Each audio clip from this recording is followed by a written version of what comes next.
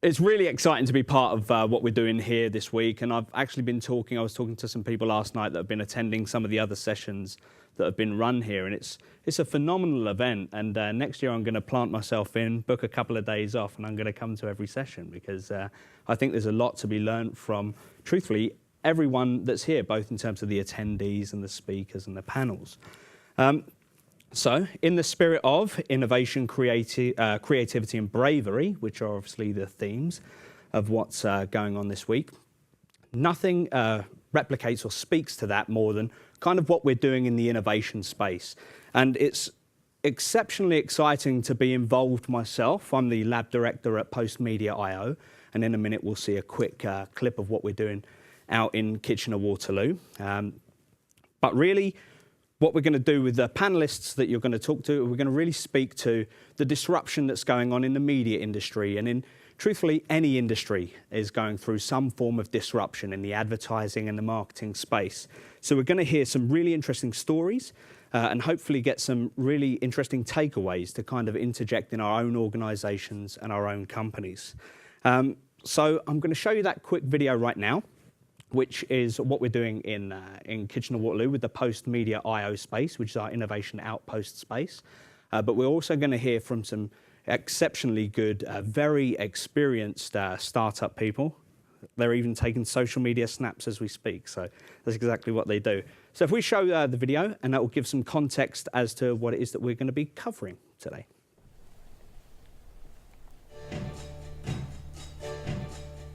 Postmedia as a company is very unique. We've got over 200 brands, we've got this incredible audience, and what that does is that opens up opportunities for our clients and agencies and people to really break new ground in terms of their reach of their content. So I think, as everyone knows, the publishing and the media industry is definitely going through some challenges, but the reality is that really presents us with a lot of opportunities to break new boundaries in terms of what we want to do in publishing and what we want to do in media. You know, when you're operating in an environment of disruption, where all the norms, all the things that made companies successful for so long, a lot of those things are thrown out the window. And that's very difficult for legacy companies. We have to reinvent ourselves, we have to create new opportunities. We can create the next set of products and solutions that give us a chance to be really, really successful. What I think is really cool about the way that Postmedia IO operates is that it operates like a startup. It allows us to innovate a lot quicker, iterate a lot quicker, fail a lot quicker, and go through and fix things. As well as in our actual space, it's very open. We're not siloed off, so the designers and the developers work in tandem instead of working in their separate departments. The nature of the Community Tech Hub and the space that we work in really allows me to sort of deepen my roots in my own community, but the work that we're doing has a national/international impact, so that's a pretty perfect marriage for me. Some of the things that we're going to be launching through the Outpost are really going to be user-driven and agency-used solutions. And that sounds very airy, but ultimately what we're trying to do is create online tools that really leverage the online marketing space. One of the things that we want to do from looking at how we work with our customers is understand that as we become more of a data economy in terms of the media campaigns that we're running, we want to make them feel a lot closer and connected to the information that's more apparent to driving them value.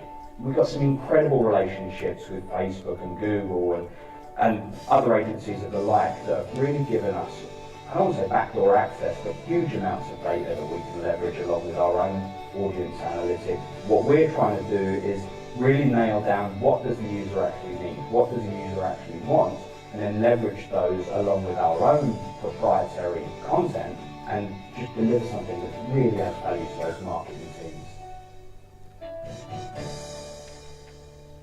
So we're working on some really interesting stuff. And I mentioned in the video, it's very difficult when you're talking about innovation, especially corporate innovation, to reveal some of that secret sauce and what's going on behind those doors. But hopefully, when we talk about some of the processes and some of the experiences and some of the successes that we're seeing through innovating, which is, once again, one of those cliche words, but we're actually being able to pull a lot more value out of what we're doing within our companies and within our organizations, because all of us are in some level of disruption or facing some challenges. And we're going to learn from some of these very interesting people that's smiling at me right now. And I'm going to call you up on stage if you could just grab a seat.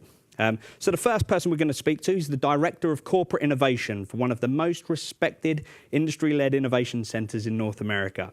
He's an incredible backstory as a pioneer, starting a hugely successful innovation program for companies such as Canadian Tire. He's the host of the Nimble Hippo podcast, which you need to Google and subscribe to. It's phenomenal. He's an all-round great guy, and I know that he's been able to enjoy a craft beer or two on a Friday afternoon. His name is Mr. Craig Haney, if you could welcome him up. We're also very fortunate enough to have the Director of Business Development and International Projects at the DMZ, which is Ryerson University's business incubator for technology startups. She's worked with an enormous amount of companies and startups and has a history of working with BMO and doing some strategic thinkings and working with them. And she's also, as I can see from creeping your Twitter account, you attend almost every event at the DMZ, it appears. So well educated in the startup scene as well. So if you could join me in thanking and welcoming Aliza Lakhani to the stage, please. And finally, we've got the Associate Director at the Investment Accelerator Fund, the IAF, which is an investment program that Mars has been contracted to manage on behalf of the province of Ontario.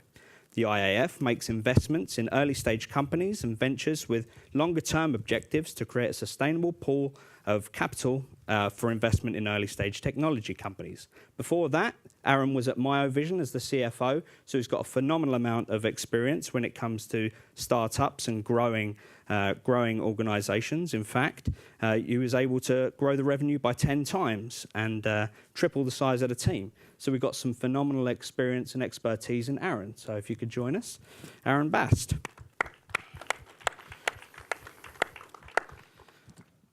So to really kind of kick off and start what it is that we're going to be talking about today, does anyone really kind of want to define what innovation means? And that's a massive question in itself, but maybe if someone can say, what does innovation mean within an organization? And perhaps what is an innovation hub? Well, I'll take a crack at innovation from a corporate standpoint, having sort of lived it a little bit. It is the ability to drive revenue and value out of really cool shit that you're trying to do. I think that's probably the best way to explain it. Is it's not just the activities of innovation. It's not just doing the design thinking. It's not just doing the cool stuff. It's actually driving value and revenue out of the activities that's happening. It's progress versus activity. Yeah. Yeah, and maybe I'll take the second half of that question. What's an innovation hub? I think this is a term that's being used so often in so many different ways. And I think Canada and Toronto and the Toronto-Waterloo corridor is starting to come up, and we're starting to get a spotlight kind of on the world stage around this. But we were in Israel probably 2 months ago, and we went there, and it was just fascinating to look at a country that has 8 million people and no natural resources and 200 to 300 incubators and accelerators. And so what's happened there is sort of happening here right now. And so when we think about what's an innovation hub, it can be anything from my perspective, from sort of a co-working space all the way through to something like Communitech, where you have employees who are innovating their problems outside of their general work environment. Or at the DMZ, the way we like to think about it, it's creating that collision or that environment that provides natural mashups between startups and corporates in a way that makes sense for them based on the problems that they're trying to solve. And on the corporate side, we would take that and just say it is something that's living and breathing of within the corporate that sits outside the mothership. So they are doing things that they typically would not be allowed to do inside the mothership, and so they do that outside, whether that lives within an incubator, an accelerator, or some sort of ecosystem. From a corporate standpoint, we would say that's sort of, as long as it lives outside the mothership and sort of sets different rules, then that idea of an innovation outpost lives. Do you think that could be done in terms of a mindset outside of the space, or a physical location outside of corporate? I think the physical distance helps. That moat, it really becomes important, because you get crushed by the gravity of the Borg as sort of comes in, and all of a sudden, if you've got a bunch of developers or designers that are really good, the rest of the corporation says, well, we're doing real work. Why don't we just get a little bit of Carl's team, because we're behind on some of our projects? We'll just steal them. It's a lot harder to do than when they're 100 kilometers down the road, down the 401, versus if they're just down one floor. So I think that physical space matters a lot, and then allows you to create a different mind space because of the physical distance. Fair enough. And that would obviously have implications when it comes to processes and things like that within the corporate ship as well, right? Well, it's one of the challenges is that you can create these outposts, these hubs that have different rules and different metrics. But if you're not aligning to the things that the CEO and the board care about within your organization, it's never going to go anywhere. So you can't just be or creating really cool stuff that no one within the organization really cares about, because you're not a startup. You act like a startup, but you're not a startup because you're paid by the corporation. And so you need to manage those expectations of the big company to say, we are doing things you can't do, but we are aligned to the things, to the problems that you need solved, and so we're going to try to solve them. Because eventually you're going to have to ask for a big check, because product innovation and product development's expensive. So if you're going to build something new to scale it, you're going to have to ask for a check. And if the board and the CEO or your VP or whoever isn't totally engaged and aligned with what you're trying to build, they're not going to write you the check.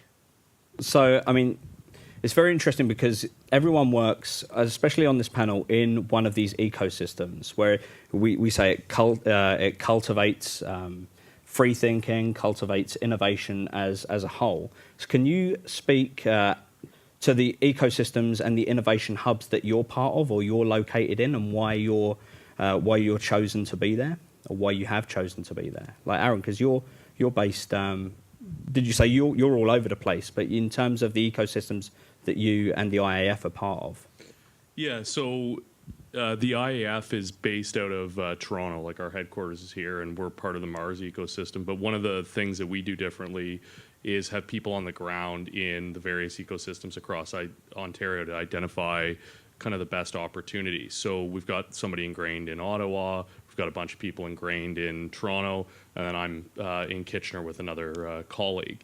And so the ecosystems are all uniquely different, and the way that folks interact is different.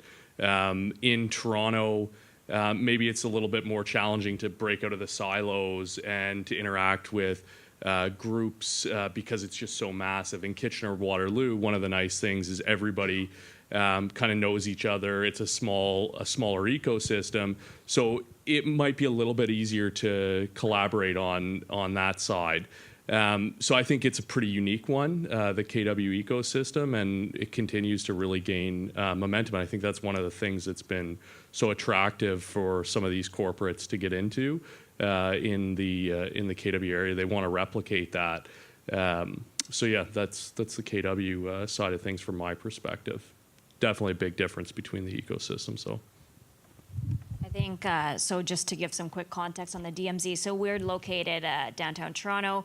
We are affiliated with Ryerson University. That being said, we are not for students. We are very new, unlike Communitech and Mars, we're very new. We're only 7 years old, so it's actually a neat story.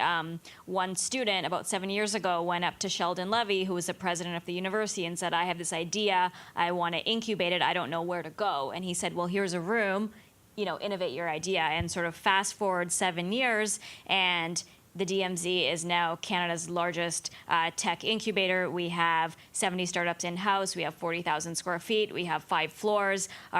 Our companies have raised about $200 million plus in seed funding, and we've graduated almost 300 companies. So we've done very, very well, but I think, we have to give a lot of credit to the ecosystem around us. We work very closely with Communitech. We work very closely with Mars. I think there's something to be said also around the collaboration within the ecosystem. Craig and I were just talking about this earlier, is that Canada and Toronto and KW is just way too small for us to be competing in order to make Canada a home and a place where companies and startups stay and grow, and so we don't lose them to the US and we don't have that talent drain. We need to all be working together, and I think we're moving in that direction. And globally, a lot of these ecosystems are about 100 to 150 kilometers apart. If you look at Mountain View and Palo Alto to San Francisco, it's 60 or 70 miles. You've got Tel Aviv to Haifa is about 100 kilometers. You've got Boulder and Denver, once again, about 100 kilometers. There's a lot of these these systems that sort of bookend on interesting things. Toronto's got an amazing market with all the healthcare and the banks and the money and the headquarters to actually get stuff done. And then Waterloo's got sort of the homegrown entrepreneur ecosystem, the university, the engineering. When you tie those things together, you get magic. And at that scale, when you talk about the distance, we can be relevant on a global stage, but independently, we all really struggle to be relevant on a global stage, and we're all competing globally now. And I mean, I think from a marketing standpoint, we need to be better at telling our story as Canadians around innovation and what we're doing, because we're not doing it very well yet. Yeah, I mean, just speaking to a little bit about those ecosystems and the corridor itself, one of the reasons that the decision was made by Postmedia to create its outpost in Kitchener-Waterloo was to just be around those players and actually in that ecosystem.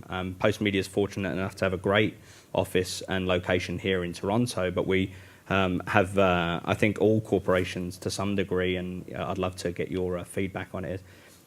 They kind of silo themselves away from that ecosystem or other ecosystems. So we're truly made the decision to play with the startups and be located with the investment funds and other people accelerating technologies and so on, so that we can be there and actually get up to speed with the people that are actually doing it, rather than try and replicate it within our corporate bubble. I mean, it's I think that Craig, you could probably speak to maybe some of the benefits, or truthfully all of you, the benefits of being involved with startups, especially, you know, those smaller companies, the more agile companies. Like, why would an outpost be located in these ecosystems with smaller companies, with fragmented startups? So I think it's important for you guys to understand sort of why they're there. I think, to Carl's point, they're really there for three things from what we've seen. One is to build technology or to partner with startups for technology. So big companies spend a lot of time keeping the lights on and maintaining 30 and 40-year-old systems.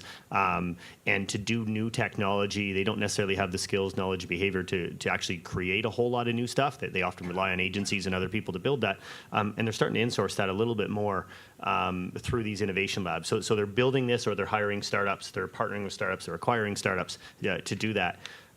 Number two is around talent. So I'll give you a story. When I was at Canadian Tire, when we started, I had 6 co-op students in my team. And when I first put the recs out, I really struggled to actually hire 6 qualified students for my spots.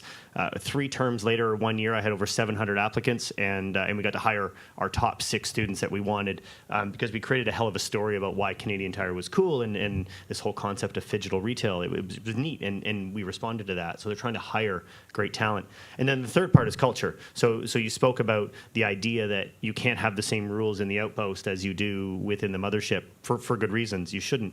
But you got to try to find that right mix of culture where you're creating the new stuff outside of the walls, but at some point you have to bring it back into the organization, or it never really creates an impact on the organization. It just becomes activity and not progress. So there's those 3 things of technology, talent, and culture that these organizations are trying to learn from the startups and from these ecosystems, because they can't do it on their own. They can't do it inside. It does not work.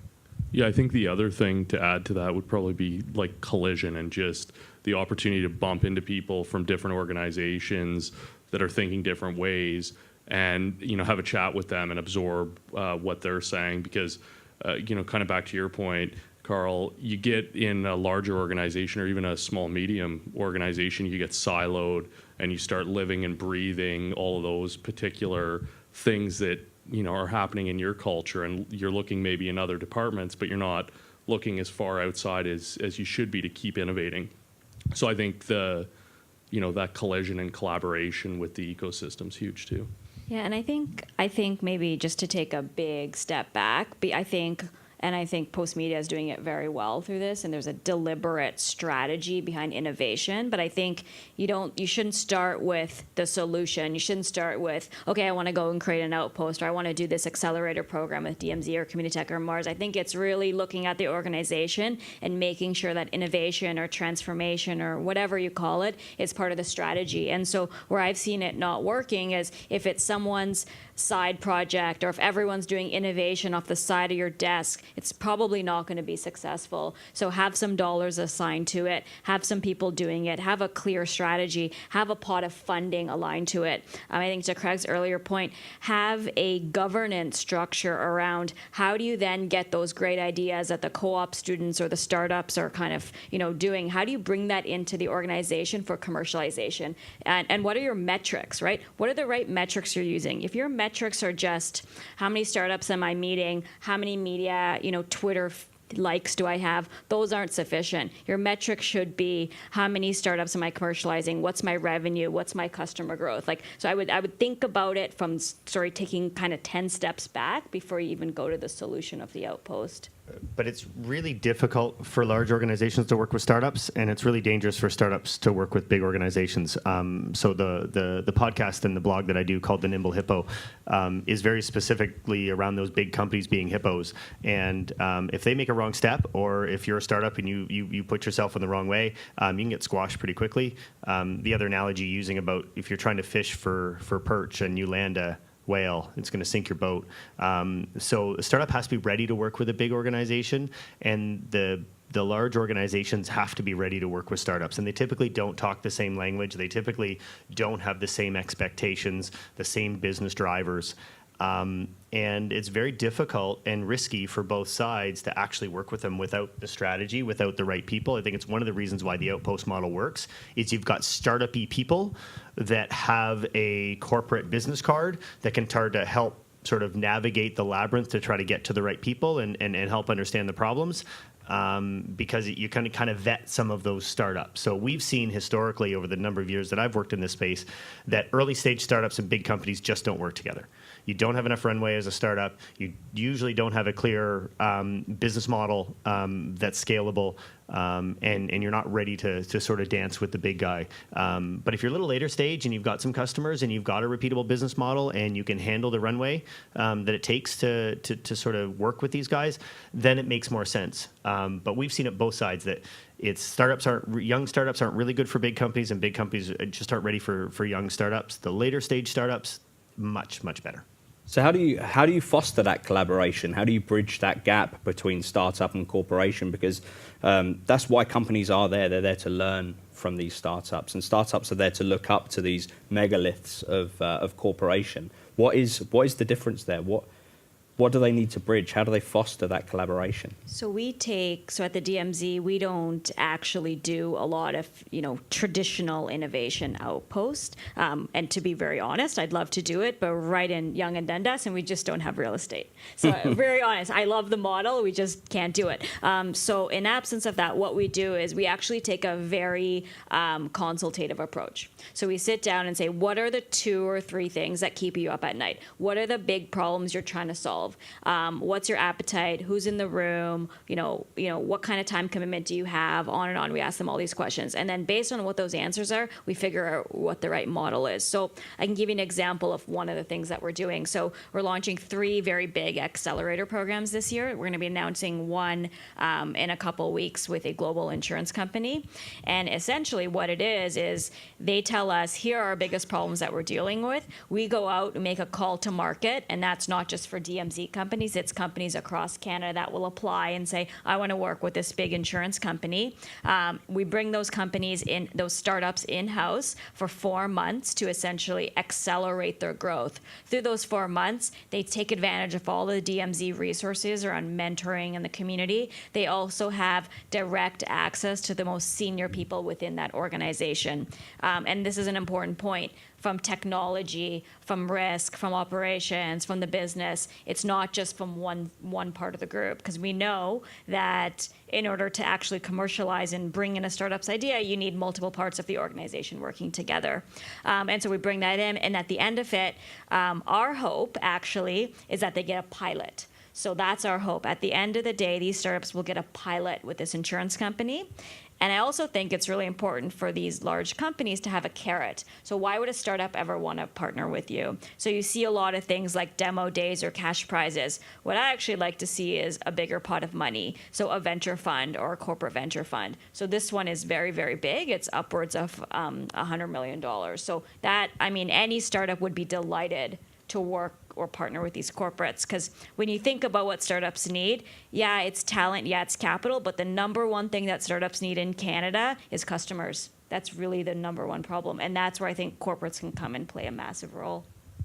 You hit on an interesting point there as well, which is ultimately it's not necessarily technology based. And I think when we are approaching problems, and I'd like to ask the question of how do you identify what it is that you're actually innovating on? There's these really cool things called customers, and you should talk to them. Yeah, well, and truthfully, that's one of the things we don't do as corporations. We're really bad at it. One of the things we don't do as startups. We're really bad at it. So how do you identify what those problems are? How do you identify what it is that you're going to be working on and innovating? How do you identify what those problems or challenges are within your organization or on behalf of the media industry? How disrupted it is? How can you work out a solution to that? I don't think it's an easy one to identify, but I think Craig hit the nail on the head. You got to go and talk to the people that are out there purchasing from your organization, understand what their needs are, where they see the industry going, and then try and align yourself and your organization to do that and to innovate around those themes or those areas. And you have to look at how other industries are getting disrupted as well, because this stuff is tends to repeat itself, or themes of it tend to repeat itself from industry to industry. So you can look to other parallel industries, try and understand and project that across yours. But you got to talk to people, and you got to spend time investing in looking at that stuff. So there's also a ton of data out there. I mean, I sat in a little bit on the last presentation. They talked about data and targeting and all that stuff. I mean, there's a lot of ways to kind of take a look, find where those problems might lie. But I think big companies are inherently bad at it. And I think if you're in a marketing agency, or if you're in a more of a customer facing type of role, leverage that, and you can become incredibly valuable to either your customers or your internal stakeholders, because not enough people higher up in the organization talk to customers. And if they do, they talk to the customers of answer of which they know they're going to get. A great example is BlackBerry or Kodak or others that talk to customers all the time. Blockbuster's another good example. They talk to customers all the time, and people said, "I love my keyboard. Don't you dare take away my keyboard." Problem was that number of people that really wanted a keyboard was shrinking, and they weren't talking to the people that didn't want a keyboard anymore. They weren't talking to the people that wanted to get their DVDs by mail or eventually through their TV. They were just talking to the people that came into their store. I mean, you've got to talk to the people that don't like you. You've got to talk to the people that you don't know exist yet, who aren't your customers. So that's the other part of it, is having some difficult conversations around people that don't either agree with you, like you, or you don't know exist, and try to go find them. Yeah, and I would say think about your competitors differently than you would have in the past. So don't think of your competitors as traditional competitors. I think coming to conferences like this is a great start, but partnering with startups is one thing, and do that when you're ready, but do a lot of ecosystem sensing. Go out and figure out who's doing things that are, complementary to you, tangential to you, competitive to you. Like what else is going on in the ecosystem that may be related to you? And it's probably not the traditional competitors. The customers probably quite honestly don't know, and by the time they tell you, you're probably already going to be disrupted. So I would say talking to customers is great, but go out there, and there's a whole bunch of stuff you can even do beforehand. The other great kernel would be your customer success team, like talking to the folks that are just on the front lines continually, the ones that deal with issues that you have or complaints, et cetera, and talking to your salespeople, because this innovation doesn't always have to be like a new piece of technology. We can be talking about business model innovation. We can be thinking about the fact that they don't like buying the way I'm trying to sell, or my customer doesn't understand how I'm packaging this. And you got to somehow capture that feedback, and you can rethink simple things like that and repackage it and go back to market and be successful in that way too. So not just about tech, it can be about business models, it can be about internal process as well. So can you speak to any of that individually? Because I know that you saw a massive amount of growth with your experience with MyoVision. So could you maybe give a little snippet of how you started with them, where they were, and how they innovated to grow to the size that they are now? And truthfully, there were a couple of pivots there as well, right? Yeah, for sure. A couple of different business models going on. So one of the big things for us, we were a traffic data collection company. So we started out with a product that was, effectively replacing manual labor for counting vehicles, and had a lot of success in that market, and was really able to knock that down. But it was pretty niche. So we knew we had to innovate and go after bigger opportunities, or we wouldn't be afforded the opportunity to continue to grow and be the organization that we wanted to be. So we spent a bunch of time looking at how we could translate the information that we learned, the data that we'd gathered, and go after a bigger problem. And we were able to put together a business model, take it to market, get some venture funding behind it, et cetera. But some of the stuff, that was one of our bigger initiatives, but some of the stuff can be incredibly simple. And it goes back to what I was talking about before with just listening to your customers and the frontline stuff. We thought it was awesome to sell credits, and we'd have our customers buy these credits, and the credits would convert into hours, and then they could use our services, and we loved that model. We thought it was innovative and in alignment with a bunch of some of the other stuff that we liked in the marketplace. But our customers were telling us it was confusing. They didn't understand their billing. They were used to paying hourly. And one of the things that we had to do was step back and just really listen to them and simplify it and make it easy for them. We got a little bit ahead of that because we were trying to innovate too much ahead of the curve. And so one of the key pieces there is to be able to know where you want to go, and then think about what the incremental steps are, and be able to, put your innovations out to market. It's sometimes in incremental steps so that they can be absorbed, generate revenue, and put a return together for you. But don't lose sight of that vision in the meantime. And Craig, I know you, how did Canadian Tire work out that they needed to get outside of their corporate headspace? So when just before I joined, Eugene Roman, their current CTO, had been a CTO of OpenText, or Chief Information Officer at OpenText. So he joined Canadian Tire and then hired me out of that. He was very familiar with Communitech. He'd helped build sort of the Communitech space, and or was part of that, and so he was very familiar with that. So he sort of built he sort of got the space and said, "Craig, you just go figure it out," and so we did. And then we sort of figured out the model around how does a non-tech company sort of connect in with ecosystems? How do you tell a story around why Canadian Tire was there, connected with startups? Because it was different. It was not normal, because we were sitting beside BlackBerry, Google, OpenText, across from the University of Waterloo and Laurier, and we were sort of the ugly fish that I guess, is there an ugly fish? I guess so. But they're that just didn't fit in, and so we had to tell a story about that so to get people excited and interested. So that's how we got started. Yeah. So you touched on the important thing there: stakeholder buy-in. Like, you can't just if you're within an organization, let's say, and you're saying, "Listen, I've got this great idea. I think we should run our company outside of our company and come up with some great ideas." Like, how do you get that buy-in? How do you have that conversation? So it has to come from the top. So it has to have support from the top, or nothing actually gets done. You won't get progress without having sort of C-level leadership on this. You can get activities going on, and there's lots of really good stuff that'll happen. But eventually, if you really want to make a difference in a company, or to acquire a startup, or to set up a corporate venture capital fund, or something of meaning, you've got to have that C-level support, because you got to write a check. And so we had that right from the beginning.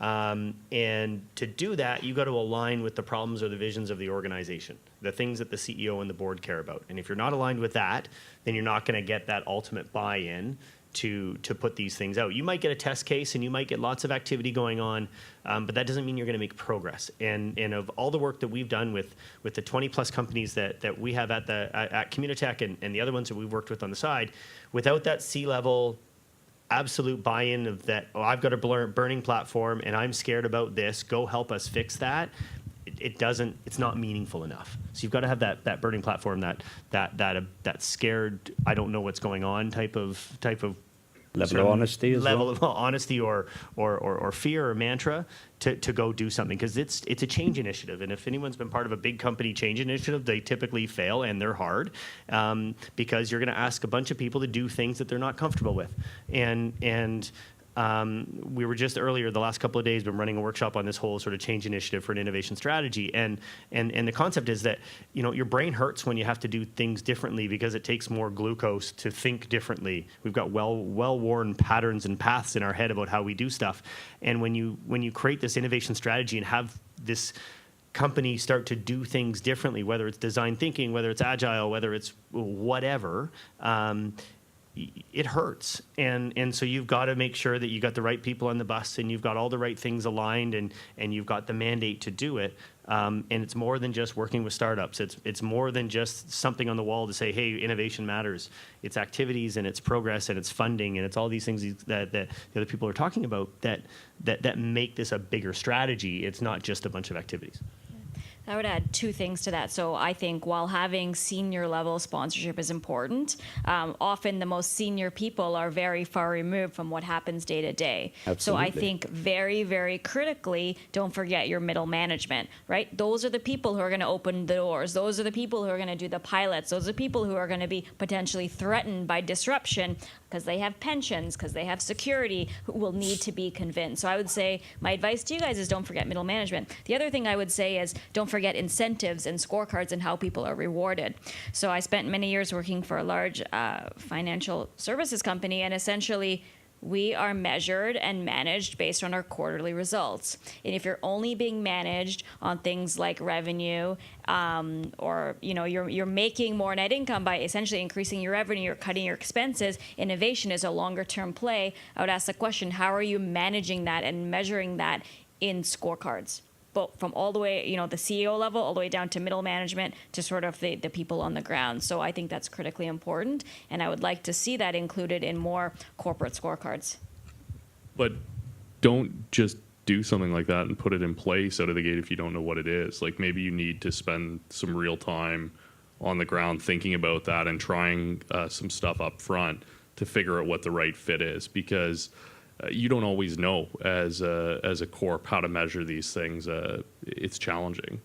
And I think you've all touched on it, and it's something that I've definitely experienced myself is culture and corporate culture and how that is affected by innovation, both with respect to the existing structure and what it is that you're trying to do, but with this external entity and how you're trying to rapidly fail. Truthfully, you're trying to go ahead, try stuff really quickly that you couldn't necessarily or historically get done. Very few people in corporates who have failed have been more successful afterwards. They've learned, but they haven't failed. Yeah. So, I mean, we talk a lot about failure and it's nice to say, but in all honesty, if you learn a lot, if you fail a lot, it's gonna be a career limiting move. So you better learn quickly and make some of those small sort of mistakes early, and then build on those. Because in big corporates, you don't fail a whole lot because you don't have a third chance.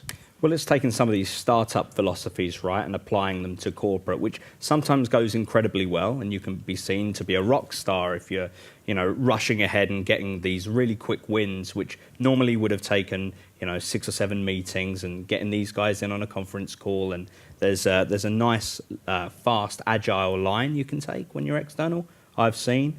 But there's also and this is something that I'd love you guys to really talk to, is once you've got some quick wins and you've got some communication, like fancy that, communication about what's going on, and that taking place within and going back into the organization from these outposts and labs, we're getting a lot more positive results and saying, do you know what, we are moving forward together as a company. We are actually putting our money where our mouth is and coming up with some solutions to problems we've had internally for a long time. So we're able to re-inject some positive culture back into a traditional ecosystem just by what we're doing on the outskirts.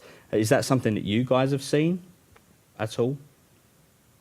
Yeah, I think we have, because people get excited. I mean, it's cool to walk into Communitech or DMZ or Mars and see the space and see the companies working there, and that does get people excited. The difference is when you talk about culture, when they go back to their office, does their day job just absorb them, and then they can't do the things that they want to do because they don't have permission to do it, or they don't have the courage to do it? So you've got to have permission from the organization, because if you have courage without permission, you get yourself fired. And if you have permission without courage, you typically just have distrust. So you got to have both of those things together, because then that creates that culture that I can try new things and I might screw up, and that's okay. But they have to know what they're going to do after they come visit the lab, after they kind of work on a project, because they got to go back to their day job, and they have metrics and they have other stuff to accomplish. So they better have permission to work differently or try something different, or it's just going to be the same old, same old. Well, sorry.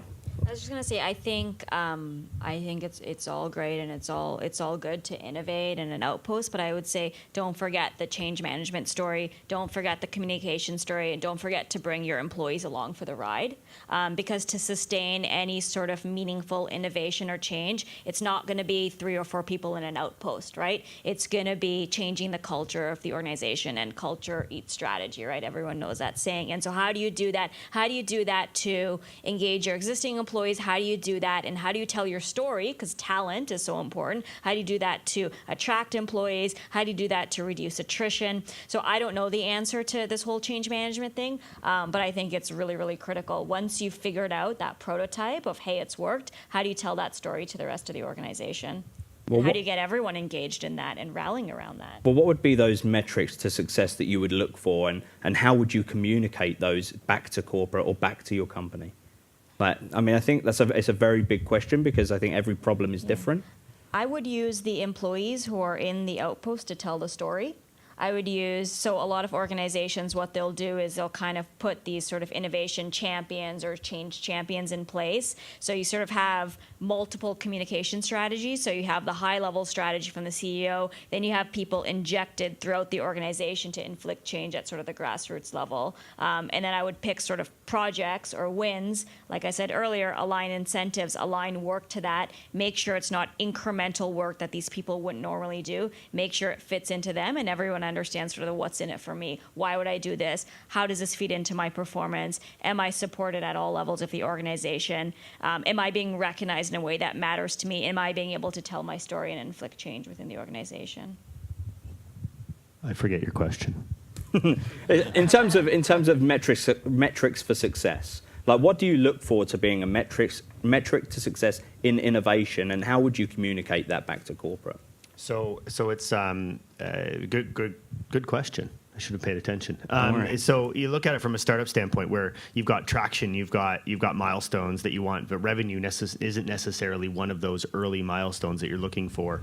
But then eventually you need to get to that point where revenue matters, and you need to make sure you have that communication back to the company to set those expectations that we're not going to be revenue positive and bringing an ROI back to you in 6 months or the next quarter or whatever, because it's not going to happen. It's a longer term play, but you're seeing progress and traction. And then at some point you have to decide at that level of the funnel, if you're at the prototype stage or at the idea validation stage, the MVP stage, that you're either going to continue with this because it's making progress, or you're gonna kill it.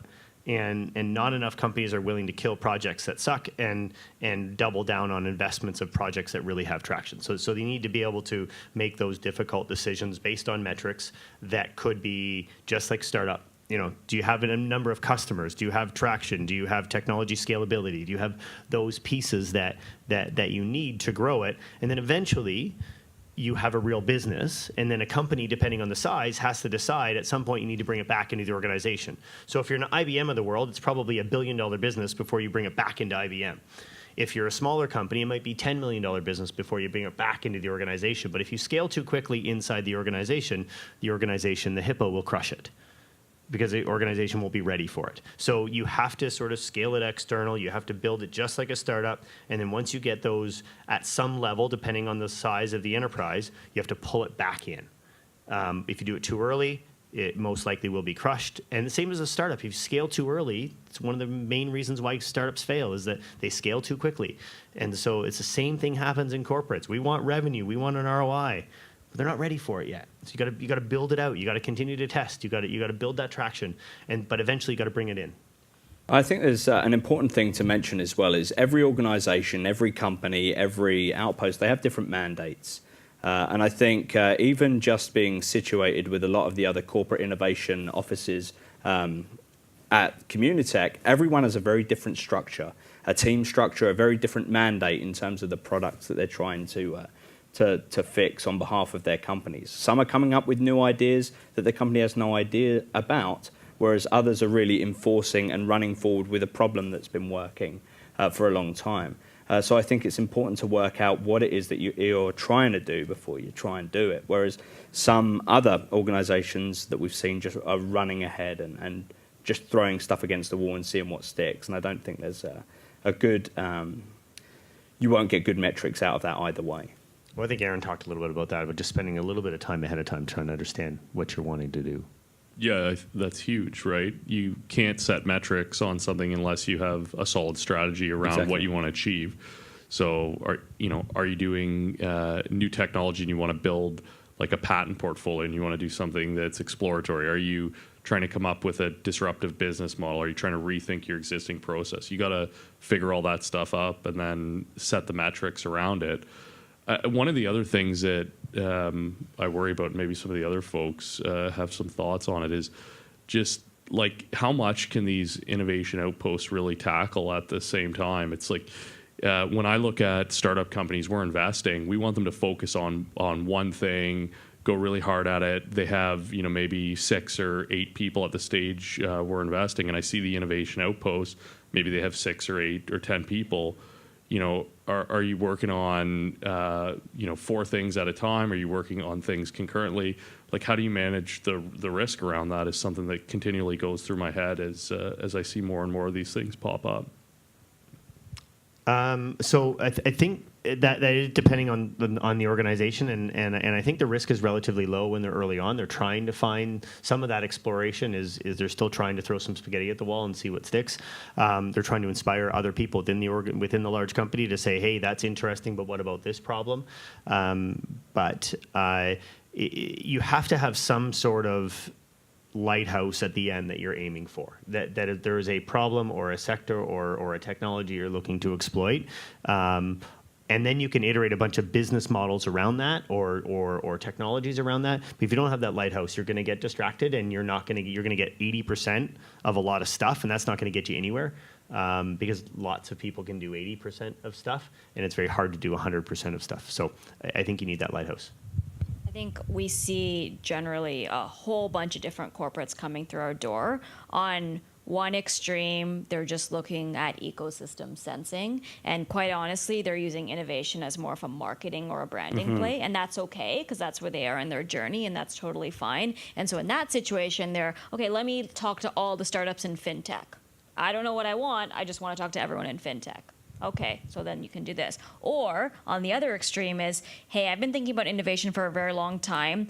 I know that I can partner with a startup and do something faster and cheaper, and here are my 3 specific use cases. Now, do you have any startups doing that? Those are the corporates that we actually love dealing with, quite honestly, and those are the corporates that the startups love dealing with. And it's commercialization, but it's immediate, almost immediate pilot opportunity, which is huge for us and our startups. So I completely agree. So there is a term that's cropping up a lot in the ecosystem called labs as a service, innovation labs as a service. And I think that's something that might resonate with some of the service providers in the room, because historically, innovation, let's say, or solution provision was put together by consultants. We've got a problem within our organization, we're not too sure how to fix it. Let's pay somebody to come in, work out what it is, and give us the solution for it. What would you say to anyone that's truthfully looking to get into the innovation ecosystem as a service provider? What would be the best way to provide that solution provision as a service to either corporates, or speak on behalf of the innovation within the corporate to say, we're doing it ourselves, we're no longer paying for it, somebody else to do it for us? How would you justify either one of those arguments? So I would justify in the in-source model, so like the innovation hub of staff, because you want to in-source your differentiators, you want to outsource your commodities. So if innovation is a differentiator for you as a large corporate, then don't outsource it. You have to build those capabilities inside, or you have to partner early on to figure that out, but you need to in-source that. And if innovation or this development is just a commodity, then you give it away. I would say if you are a service provider and you figure out what you're doing really, really well and what you do really well, what's your core competency, and figure out what some of the startups are missing. I can give you an example. For example, most of our startups are technical co-founders, right? And I'm speaking to the marketing people here. They don't know how to build a corporate identity. They don't know how to build a deck. They may not know how to tell a compelling story, right? So these are the things that they need and they need help with. There are agencies who do that really, really well. So, figure out what you're good at and what you can market, and maybe you work with an incubator to make that sort of collision happen. So I can give you an example. So we work with TWG, for example, to do that, to help our startups with their identity. So there's an example of how we sort of work with an agency type partner. Sounds great. Well, we've covered a lot here. I mean, it'd be interesting. We've got just under 10 minutes. So it'd be great to sort of field some questions, either in the innovation space or marketing, labs as a service, or even innovation identification and ecosystem sensing. So I'd like to throw it open. If anyone does have any questions at all, it'd be great to kind of hear from them. You could either, it's a small enough group, so you could stick your hand up if you had a question, or come down to the mic. Or quiet Crickets. room. Crickets. So I have a question for you, Carl. Please. What's the hardest thing that you've had to deal with since running the innovation outposts for Postmedia? Very good question. The speed of which we needed to turn around some rapid solutions is probably the hardest thing. To give you some context, Postmedia decided to put an innovation outpost into KW, but they didn't actually have anyone to run it. So they put the call out to have somebody head the outpost up, and that's something that happens a lot in the ecosystem. They have an external third party that isn't necessarily from the corporate structure to run it. So within the span of probably 10 to 14 weeks, we had to get this hub up and running. So I went through 350 resumes, 60 interviews, hired 15 people. And with that, still learned the corporate structure of, what are the HR policies for this? What is the branding policy for that? And go through all the stuff that you would normally do if you were onboarding within a corporate. So I would say getting up to a pace and a speed to be able to function and hit somebody's problems head on that had already been identified by corporate was probably the hardest part for me to run with. But truthfully, we've seen some phenomenally well communicated wins within the organization. It's something that is genuinely building value for the company. So and I would have thought the hardest part would be every time you're trying to get some real work done, Communitech or Mars comes through to do a tour, and you have to do a little song and dance for a few minutes. Yeah, but that's one of the benefits, and one of the reasons we're in that ecosystem is that we can we call it the dog and pony show. Internally, we can say, look, we can. It's the marketing side of what we're doing. This is what we're doing. We're talking to these individuals. We're talking to these companies. It can be a bit of a distraction. We're very fortunate enough in where we're located. There's this place called Innovation Alley where you've got like TD Bank, Canadian Tire, and there's a lot of traffic that goes through there. But once again, it comes down to the mandate of why has your organization decided that you'll be there. That's one of the sides is marketing. It has to be seen as innovators in your space, especially in disrupted industries as we're working in here. So it's been phenomenal in terms of growth for the team and growth for the company. It's something that we're definitely seeing value in. And I was going to ask, how much has your network expanded, or the network for Postmedia, in this ecosystem by being involved? Greatly. Even we were talking in the green room, and you were mentioning, I've got this startup that we're working with in the publishing space. Could I do an intro for you? So that two-way communication is phenomenal for network growth.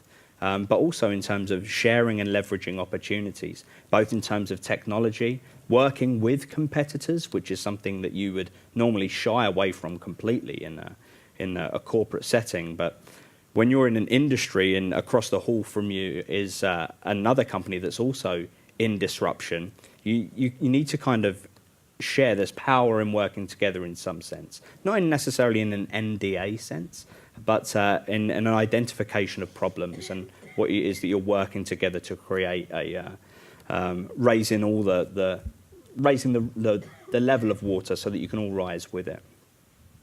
So that's great. Being able to be in the innovation ecosystem and work with competitors is a phenomenal thing that you can do. It's been great. So does anyone here already work in the innovation space at all, within their own organizations or anything? No? What do you guys do? Okay, great. So you're my neighbors, actually. So you're probably telling us to turn our music down and stuff.